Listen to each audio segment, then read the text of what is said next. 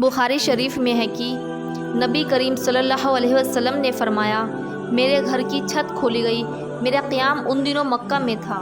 پھر جبرائیل علیہ السلام اترے اور میرا سینہ چاک کیا اور اسے زمزم کے پانی سے دھویا۔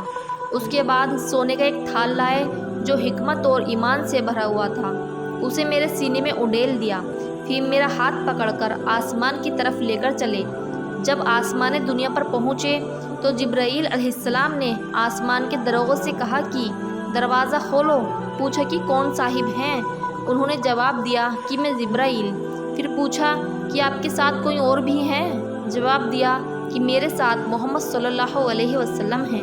پوچھا کہ انہیں لانے کے لیے آپ کو بھیجا گیا تھا؟ جواب دیا کہ ہاں۔ اب دروازہ کھلا۔ جب ہم آسمان پر پہنچے تو وہاں ایک بزرگ سے ملاقات ہوئی۔ کچھ انسانی روحیں ان کے دائیں طرف تھی اور کچھ بائیں طرف۔ جب وہ دائیں طرف دیکھتے تو ہنس دیتے اور جب بائیں طرف دیکھتے تو رو پڑتے۔ انہوں نے کہا، سواگت ہے نیک نبی، نیک بیٹے۔ میں نے پوچھا، جبرائیل، یہ صاحب کون بزرگ ہیں؟ تو انہوں نے بتایا کہ یہ آدم علیہ السلام ہیں اور یہ انسانی روحیں ان کے دائیں اور بائیں طرف تھیں۔ ان کی اولاد بنی آدم کی روحیں تھیں۔ ان کے جو دائیں طرف تھیں وہ جنتی تھیں اور جو بائیں طرف تھیں وہ دوزخی تھیں۔ اسی لیے جب وہ دائیں طرف دیکھتے تو مسکراتے اور جب بائیں طرف دیکھتے تو روتے تھے۔ پھر جبرائیل علیہ السلام مجھے اوپر لے کر چڑھے اور دوسرے آسمان پر آئے۔ اس آسمان کے دروغوں سے بھی انہوں نے کہا کہ دروازہ کھولو۔ انہوں نے بھی اسی طرح کے سوالات کیے جو پہلے آسمان پر ہو چکے تھے۔ پھر دروازہ کھولا۔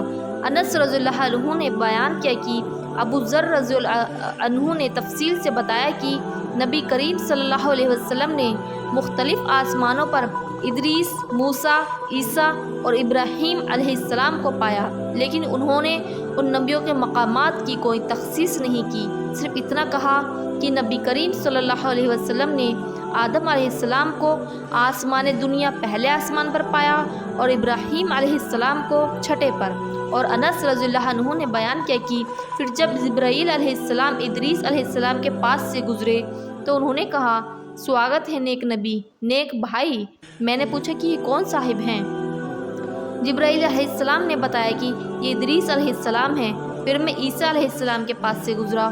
انہوں نے بھی کہا، سواگت ہے نیک نبی، نیک بھائی۔ میں نے پوچھا، یہ کون صاحب ہیں؟ تو بتایا کہ عیسیٰ علیہ السلام۔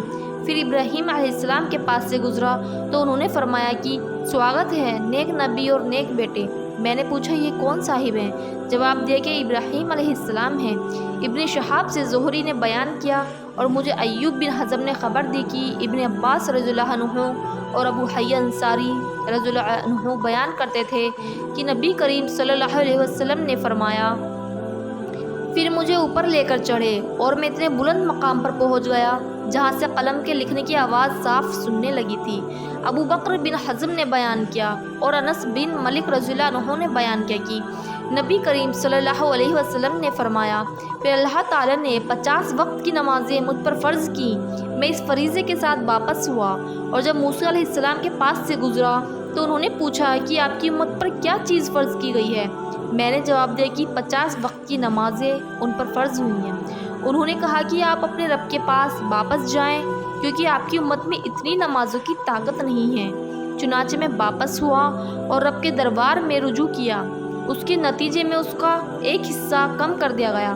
پھر میں موسیٰ علیہ السلام کے پاس آیا اور اس مرتبہ بھی انہوں نے کہا کہ اپنے رب سے پھر رجوع کرو۔ پھر انہوں نے اپنی تفصیلات کا ذکر کیا کہ رب نے ایک حصے کی پھر کمی کر دی۔ پھر میں موسیٰ علیہ السلام کے پاس آیا اور انہیں خبر کی۔ انہوں نے کہا کہ آپ اپنے رب کے پاس واپس جائیں کیونکہ آپ کی امت میں اس کی بھی طاقت نہیں ہے۔ پھر میں واپس ہوا اور اپنے رب سے پھر رجوع کیا۔ اللہ تعالیٰ نے اس مرتبہ فرما دیا کہ نمازیں 5 وقت کی کر دی گئی ہیں اور ثواب 50 نمازوں کا ہی باقی رکھا گیا، ہمارا قول بدلہ نہیں کرتا۔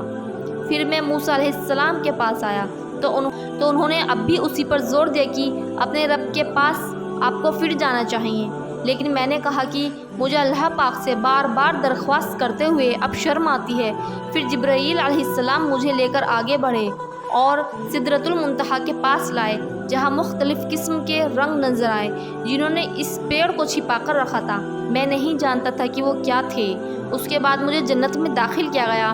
تو میں نے دیکھا کہ موتی کے گنبد بنے ہوئے ہیں اور اس کی مٹی مشک کی طرح خوشبودار تھی۔